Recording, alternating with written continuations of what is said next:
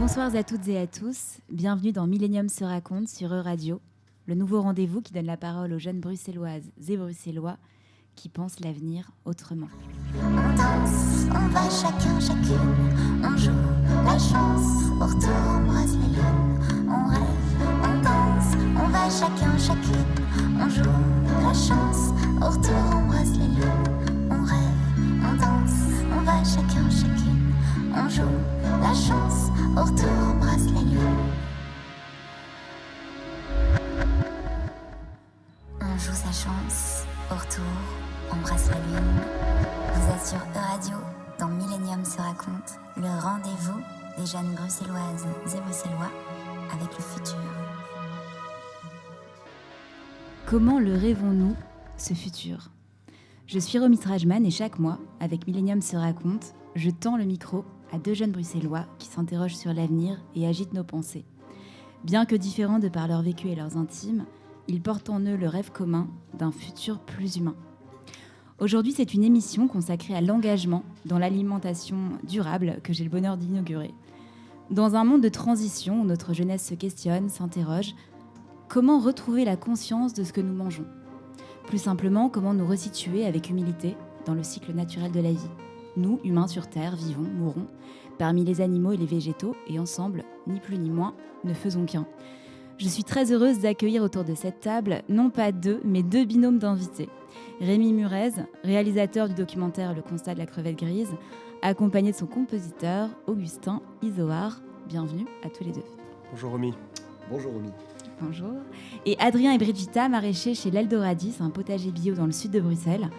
Bienvenue. Merci.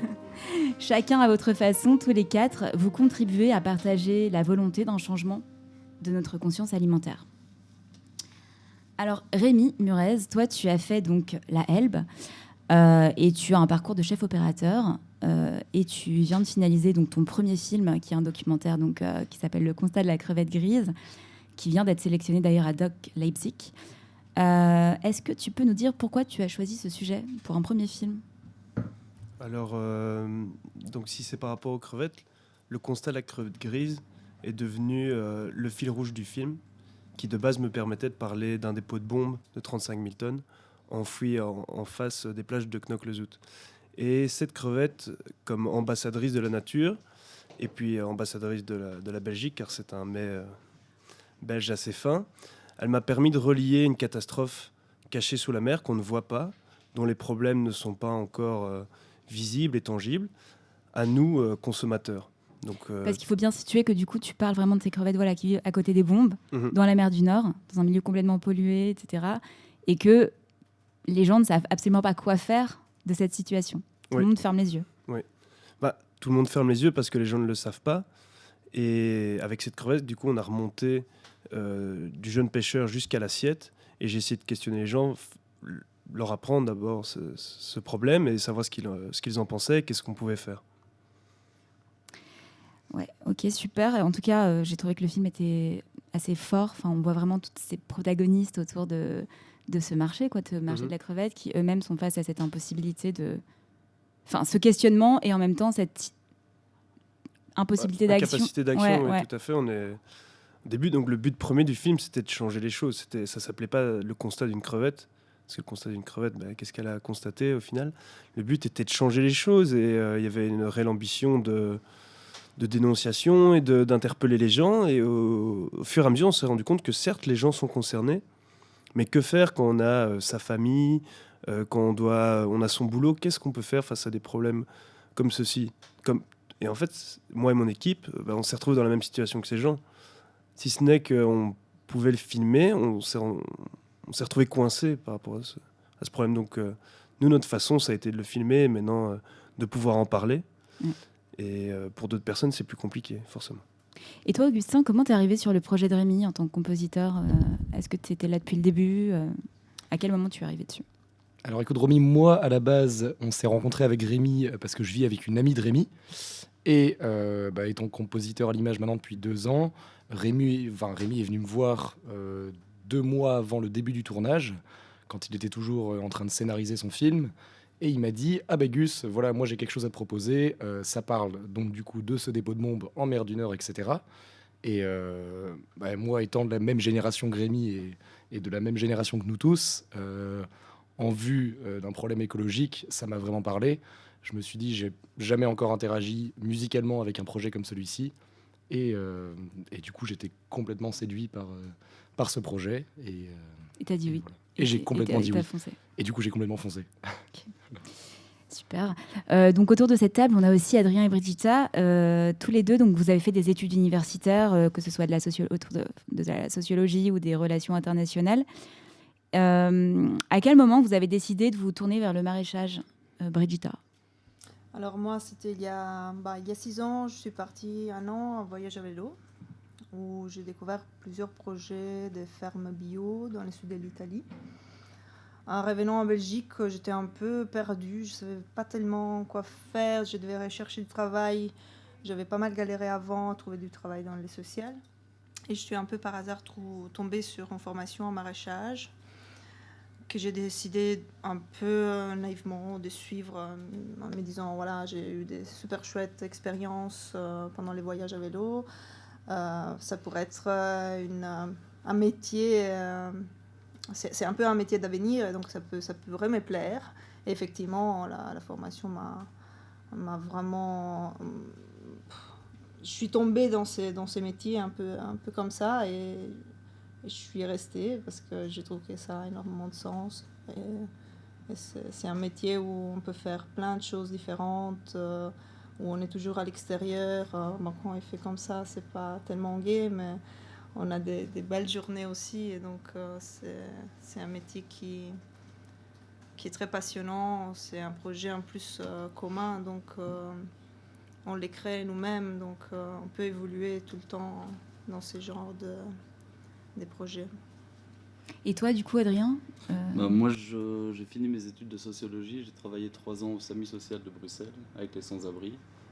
Au bout de 3 ans, j'avais un peu une perte de sens dans ce boulot. Pas que ce boulot ait plus de sens, mais moi, j'y trouvais plus mon sens ni ma place. Donc, je suis aussi tombé sur une formation à Bruxelles en maraîchage que j'ai suivie parce que je pensais que créer son alimentation, la produire soi-même, c'était hyper enrichissant, hyper nécessaire. Donc, je suis un peu tombé là-dedans aussi par hasard. Ensuite, j'ai fait des stages et puis un métier où j'ai rencontré Brigitta. Et on a ensuite décidé de créer notre propre structure. Donc l'Eldoradi. L'Eldoradi qui est dans le sud de Bruxelles. C'est où de exactement Bruxelles. d'ailleurs? C'est à Linkebeek, juste après Uccle, donc en Flandre. Mais on interagit beaucoup avec Bruxelles parce qu'on livre nos légumes tant à Bruxelles qu'à Linkebeek. Ok. Rémi, du coup, je reviens à toi. C'est intéressant parce que ton film montre toutes les étapes de la chaîne de production de la fameuse crevette grise belge dans la mer du Nord qui vit dans un milieu donc pollué, aux côtés d'anciennes bombes. Et le film prend le parti pris du constat. On sent une impossibilité d'action. Chacun des protagonistes du film est dépendant financièrement de ce marché et ne sait pas quoi faire face à la pollution et cette tragédie écologique. Comment tu penses et comment tu espères que ce film puisse faire évoluer les choses? Et toi, qu'est-ce que ce film a changé dans ta façon de voir le monde et peut-être de t'engager, d'avoir peut-être un engagement plus profond? Mais comme je l'ai dit précédemment, le constat est devenu une fatalité. Le but était vraiment de changer les choses avec le film. Et on s'est un peu heurté à un mur. En suivant la crevette, on a parcouru des gens de toute classe sociale. Hein, c'est facile de voir comment on la remonte. Et qui que ce soit ne sait pas quoi faire. On se jette un peu la balle ou on n'a tout simplement pas les moyens de changer les choses. Et c'est en ça que le film est devenu un constat, ce qui était un peu pour moi une déception. C'est quelque chose que dans des futurs films, j'aimerais bien pouvoir changer. Mais d'un côté, ce qui est agréable de voir, c'est qu'à notre manière, on sent que ce soit moi en faisant du cinéma ou vous avec le maraîchage, il y a une réaction par rapport à ce monde, il y a une volonté de vouloir changer les choses, que ce soit moi avec ma personnalité, le cinéma, vous avec le maraîchage. Et en ça, j'espère qu'avec... moi je fais des films, j'espère que ces films vont, en les ramenant avec des personnes ayant ce genre de débat, ou après des projections, avoir d'autres débats, ça puisse éveiller une conscientisation globale, bien que je ne pense que ce soit pas nous les petits gens à tout changer.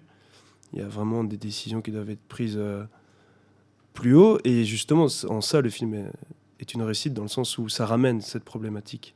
Est-ce que tu as senti quand tu projettes ton film, il y a des questionnements, tu sens vraiment que c'est ça qui t'intéresse, c'est tout l'écho autour du film, bien sûr.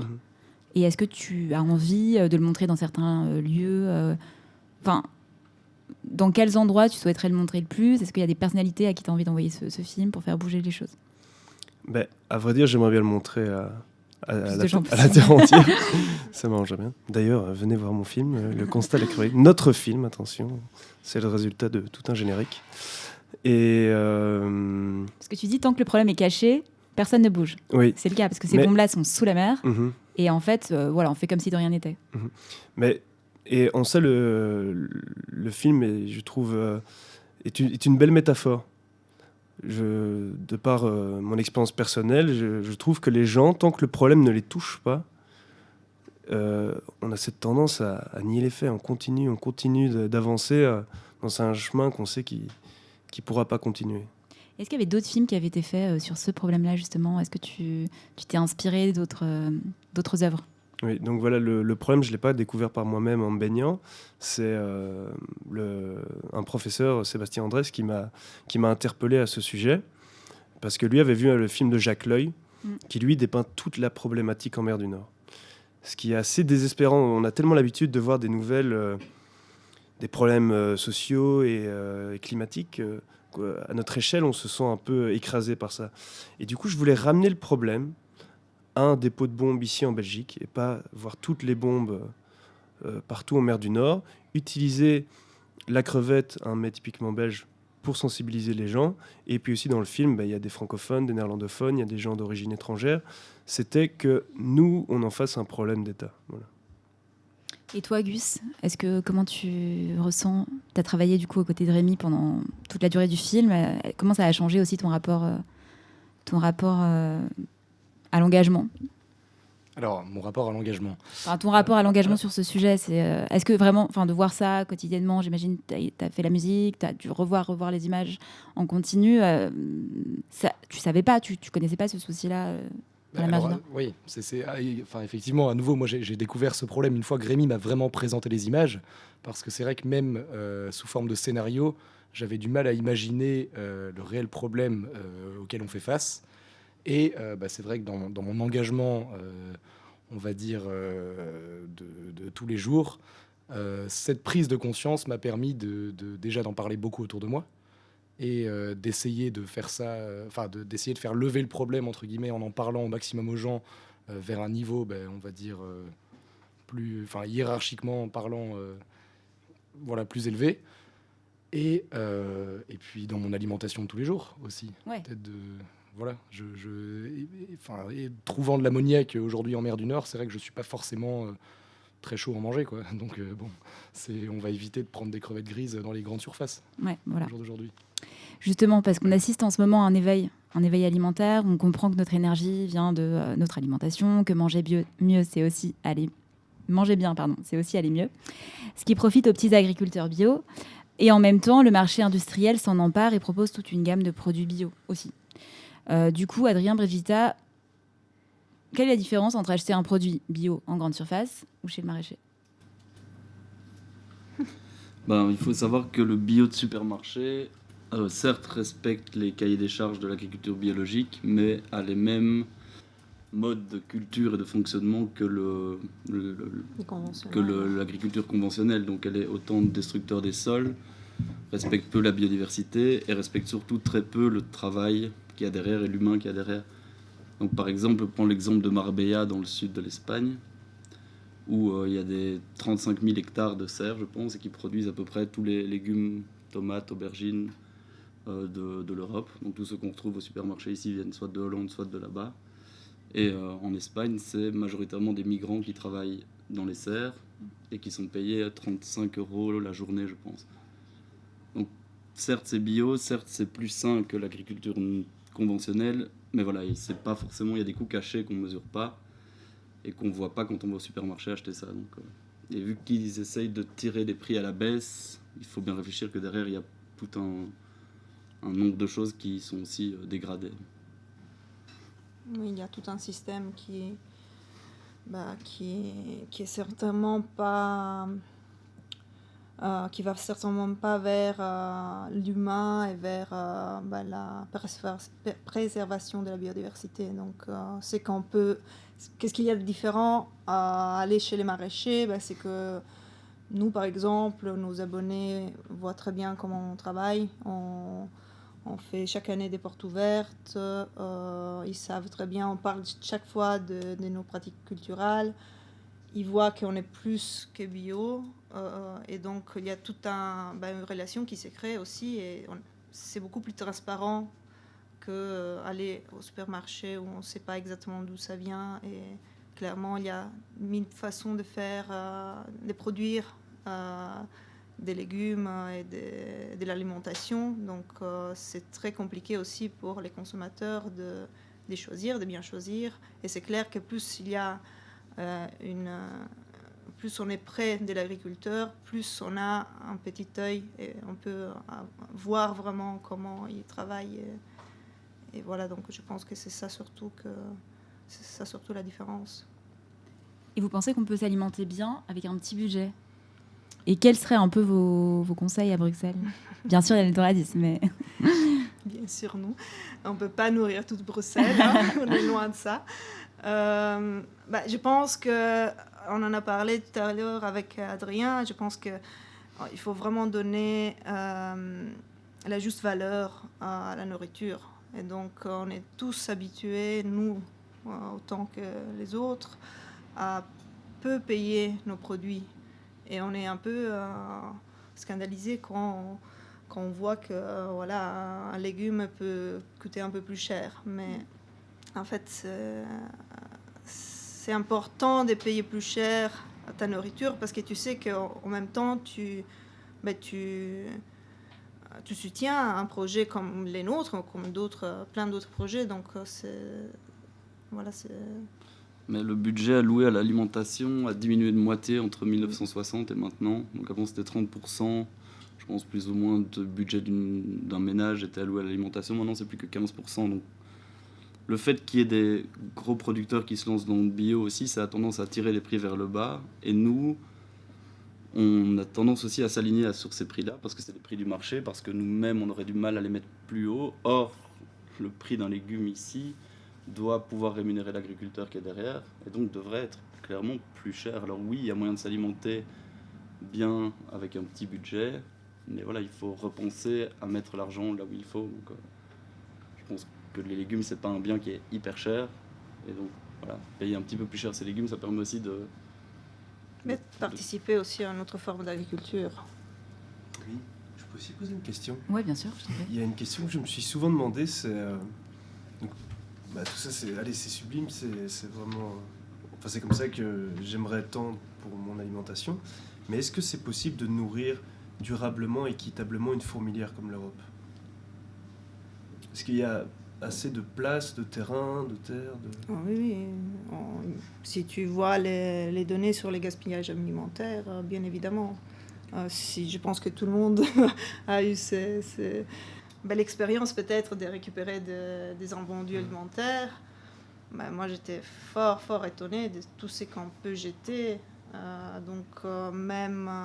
Même si on fournit souvent des associations mais même les associations ont presque trop parfois en termes de récup alimentaire. Donc bien évidemment, une grosse partie de l'alimentation produite en Europe, elle est aussi exportée à l'étranger. Donc je pense qu'il n'y aurait absolument pas de souci à nourrir une population quand même européenne très très haute. Ouais.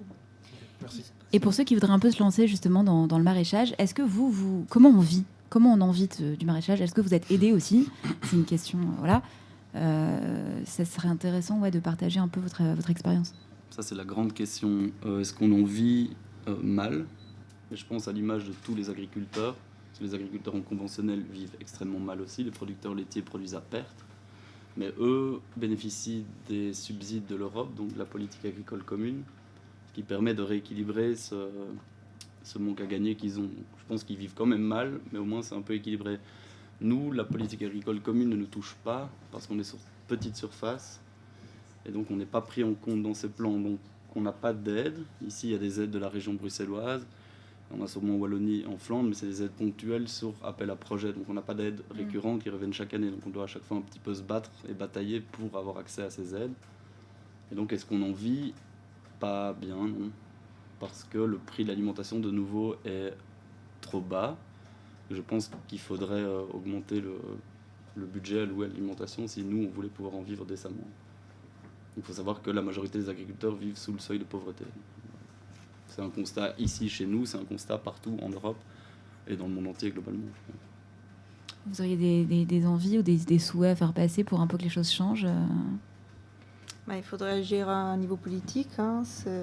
Justement, c'est la politique agricole commune qui gère un peu tout notre système alimentaire en Europe. Donc, c'est très important comme tu disais, par rapport à ton sujet de film, mais les gens ne sont pas au courant. La politique agricole commune vient d'être votée il n'y a pas très longtemps pour des nouveaux 5 ans.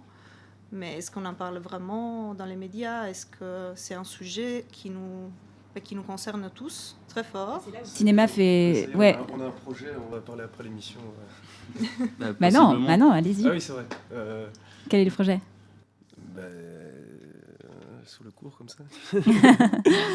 Non, mais c'est vrai que ça donne envie quand vous me parlez de ces serres là, là-bas, ça donne envie d'aller pour reprendre le principe des bombes avec ce genre de serres. Ah oui, c'est affreux. Si tu regardes sur Google, c'est juste une mer des plastiques.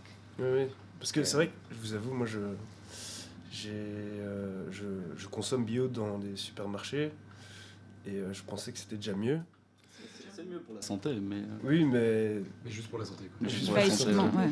Après, écologiquement, c'était surtout ça le but. Quoi. Ouais, ça allait pas. Et si même au niveau européen, c'est même pas équitable, ça devient un peu... Oui, au niveau européen, c'est les grandes fermes qui sont financées. Donc, il y a de plus en plus des petites fermes qui disparaissent. Il y a en fait, il y a une concentration des terres qui sont dans les mains de très peu d'agriculteurs et des grosses firmes. Donc, c'est très... ça peut faire peur aussi, un peu comme les bombes. Je veux dire, s'il y a seulement très peu de gens qui ont la propriété de terre, il s'agit quand même de se nourrir. Donc, c'est très important d'être un peu informé sur ces genres de sujets. Donc, et je pense que même si nos thématiques ne sont pas les mêmes, l'engagement qu'il y a derrière est le même. Donc je pense qu'il faut qu'on continue à s'engager, continue à faire parler de toutes ces problématiques, continue à les faire remonter plus haut. Mais effectivement, ce n'est pas nous qui allons changer les choses avec nos... L'idée, c'est de visibiliser à fond. Il faut visibiliser, mais il faut aussi que ça change au niveau global. Mais c'est en parlant que ça changera. Donc il faut que les jeunes continuent à s'engager dans ces directions-là, même si ce n'est pas celles qui payent le mieux, mais c'est comme ça que potentiellement on peut faire changer à petite échelle les choses. Oui, le cinéma, c'est pas Hollywood. Hein, c'est plutôt comme niveau moyen. C'est clair. Et du coup, Brigitta, Adrien, est-ce que vous avez des projets voilà, cette année, l'année prochaine, vous avez envie de faire d'autres choses? Quels sont vos projets là, pour l'Eldoradis et plus? En premier lieu, acheter une grande serre en Espagne. C'est pour rire. Pérenniser notre projet ici à Bruxelles, essayer de mieux en vivre, un peu apprendre à mieux produire aussi, et s'entourer de plus de gens et s'engager un petit peu plus dans le politique qui a trait à tout ça. Oui, faire remonter tous les problématiques aussi. Nous, on a accès, comme Adrien disait, à un subside de la région bruxelloise. Déjà, faire remonter au niveau de la région et dire quelles sont nos problématiques, qu'est-ce qui ne va pas sur les terrains, pourquoi on a besoin d'un subside plus structurel et pas quelque chose de ponctuel. Et donc, commencer par là. Après, voilà, ça serait sympa d'aller encore plus haut, mais on ne peut pas les faire à deux, quoi. Il faudrait être plus nombreux. Mais il y a déjà des gens qui se battent pour que la politique agricole commune soit différente. Hein, donc, ça existe déjà. Comme qui, par exemple? il y a des associations qui suivent ces gens qui cherchent de faire du lobby à ce niveau-là, mais Agroecology in Action, c'est une des assos. Mais voilà, malheureusement, il y a aussi l'industrie agroalimentaire qui fait du lobbyisme, donc Et qui a beaucoup plus de l'argent moyens. est différent, donc les moyens sont différents. Et du coup, vous, Rémi, Augustin, est-ce que justement ce film vous a donné envie de creuser cette thématique-là, d'aller plus loin? Est-ce que toi, Rémi, tu as des projets justement aussi sur l'écologie, sur l'engagement? Oui, alors forcément refaire des films, ça c'est un désir. Et alors totalement engager mon cinéma dans la filière écologique et sociale, qui sont d'ailleurs intimement liées. C'est en cours. C'est un processus qui prend du temps, mais j'y compte bien, tout à fait. Super. Et toi, du coup, Augustin? Alors c'est vrai que moi, au niveau personnel, voilà, j'étais pas dans le plus grand respect de mon alimentation et de tout ce qui va avec. Bon, déjà, comme je disais tout à l'heure, j'ai pris conscience donc au travers de ce film d'essayer de me nourrir. Enfin, c'est vrai qu'après il y a la question du budget qui rentre en jeu aussi. Donc forcément, le budget va viser l'alimentation plus de masse. Du coup, parfois, c'est compliqué de faire la part des choses quand on a 3 € en pièce. Et que voilà, on peut pas se permettre d'acheter. Du coup, à nouveau, je reviens au supermarché dans le bio, même si vous me dites que, à nouveau, voilà, vous venez de m'apprendre quelque chose. Et du coup, maintenant, j'irai voir les maraîchers sur la place Flagey pendant les marchés du dimanche. Mais moi, j'aimerais bien, évidemment, continuer à suivre Rémi dans ses projets et m'engager, peut-être plus politiquement parlant aussi. Après, c'est vrai que je suis musicien, donc voilà, j'ai un statut qui est quand même assez limité dans ma démarche, et c'est vrai que je peux pas faire de la musique avec des asperges. Mais en tout cas, ta conscience au niveau alimentaire a changé suite à ce film. C'est ça qui est Oui, intéressant aussi. exactement. Voilà. Et, Le mot de fin. faire de la batterie avec des tomates, quoi. Mais voilà, je peux pas. Mais bon, c'est vrai que ma prise de conscience est là, et donc m'engager sur des projets, sur le long terme, qui pourront éveiller des consciences. Mais il y a aussi le fait, je trouve que bien s'alimenter, ça demande du temps. Et comme on est tous professionnalisés dans un domaine qui nous pousse à y consacrer énormément de temps, qu'est-ce qui fait qu'on peut malgré tout se nourrir? On reçoit de l'argent. Et cet argent, on doit le dépenser rapidement parce qu'on est professionnalisé dans un domaine. Et du coup, je trouve le temps qui est de plus en plus rare, parce qu'on est tous en train de courir, j'ai l'impression.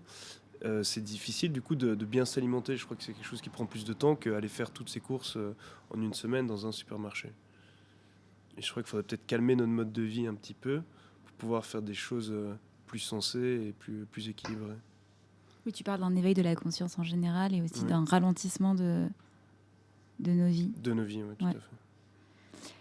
Est-ce que vous avez un vœu, un message ou une envie à faire passer? Vous d'abord. Brigitta, Adrien. Comme j'ai dit tout à l'heure, plus d'engagement, plus de prise de conscience, et qu'on nous aide à être un peu plus au devant de la scène par le film peut-être, ou par les émissions radio comme ici. Donc c'est par là que je voudrais terminer, je pense. Et toi, du coup, Brigitta? Plus ou moins dans les mêmes styles. Moi, j'aimerais que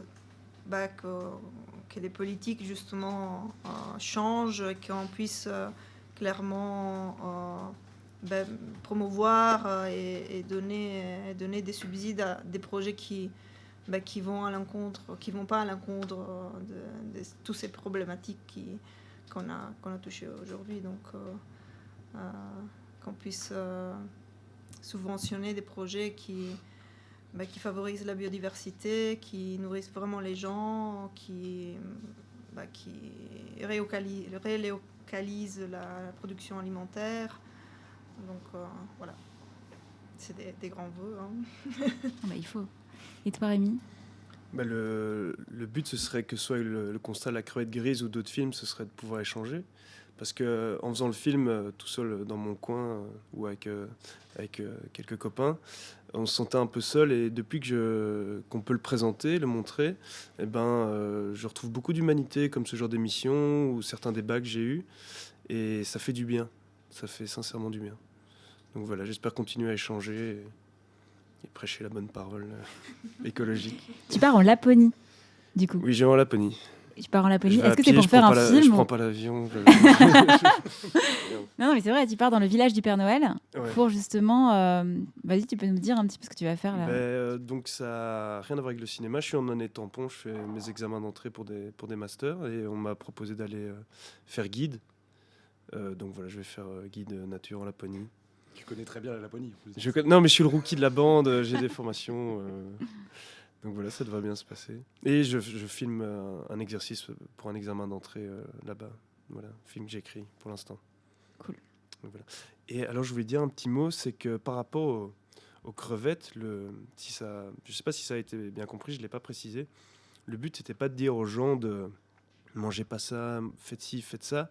C'était honnêtement de réunir les gens et surtout les Belges pour soulever un questionnement et proposer des solutions. C'était pas le but de dire ne mangez pas ci ou pas cela. C'est des solutions qu'il faut. C'est pas bannir ça ou ça de notre alimentation. Après, propre à chacun de. Non, mais c'était assez compréhensible voilà. dans ton Fantastique. film. Ouais, complètement. Et toi, du coup, Augustin, est-ce que tu as une envie à faire passer, un rêve, un Alors vœu? moi j'ai beaucoup d'envie, j'ai beaucoup de rêves, comme nous tous. Mais alors, voilà par exemple, rencontrer Enfin, Mick pour le Jagger. futur, je veux dire, C'est- oui, pour oui, essayer bien sûr, d'éclairer bien le sûr. futur qui est Je vais particulier essayer en ce moment. Je vais rester dans le thème. Non, mais déjà en vous écoutant, pardon. C'est vrai que pour moi c'est la première fois que je rencontre des agriculteurs. Voilà, il faut que je le dise aussi parce que Non, je mais- suis, mais je suis, je suis citadin. Je vis dans des métropoles depuis toujours, etc. Donc j'ai jamais eu cette prise de conscience par rapport au maraîchage. Et du coup, mon vœu, ça serait que vous vous fassiez entendre, à nouveau d'un point de vue politique, que hiérarchiquement ce constat monte et puisse faire changer les choses. Et puis en termes d'envie, plus personnelle, ça serait au travers de la musique, éveiller certaines consciences par rapport à ces problématiques. Et bon, ça paraît très flan ce que je dis, mais c'est, je pense, oui, je le pense en fait. Chacun son moyen d'expression. Chacun son moyen d'expression. Ouais. Exactement. Voilà. Super. C'est- T'as envie, du coup, de faire peut-être, je sais pas, des compositions qui sont en lien ou qui enfin, Alors, est-ce que tu fais des compositions aussi en dehors du film ou- alors oui, complètement. Moi, je suis compositeur à l'image et de base, je suis compositeur. Après, c'est vrai que chaque compositeur a un peu sa touche, sa patte. Moi, depuis le documentaire de Rémi, ça je tiens à le dire quand même, je me suis mis à composer justement un album avec une émotion assez dure, assez profonde. J'ai toujours pas trouvé le titre de l'album, mais ça sera pas la crevette, ça sera autre chose. Mais ça sera le constat d'Augustin, voilà, et le constat de la conscience, quoi. Mais oui, Ouais, donc ça t'a beaucoup parlé, ça t'a inspiré ça aussi. m'a inspiré. Ouais. Ça porte de l'inspiration, je pense, à tous les niveaux. Donc, c'est important d'en prendre compte. Bah, merci beaucoup à tous les quatre. C'était un plaisir de vous avoir avec nous aujourd'hui et d'apporter un peu plus de conscience vers le futur. On se retrouve le mois prochain avec de nouveaux invités surprenants, vivifiants. C'était Millennium se raconte. Je vous souhaite à tous une très belle soirée, pleine d'espoir et d'idées. On danse, Merci. on va